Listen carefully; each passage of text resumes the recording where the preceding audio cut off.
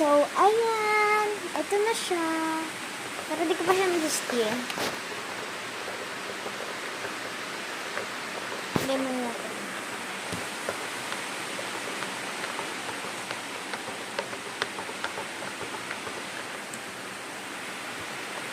One minute lang naman guys ang ating oras. So, kukuha tayo ng biscuit. Biscuit!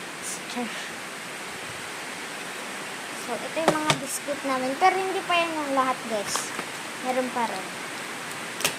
Kaya tayo okay. Tapos, pupunta tayo doon sa ating lamesa. My favorite table. Bilis, bilis, bilis, mga day. Bilis. Maubos na naman yung oras. Wait lang.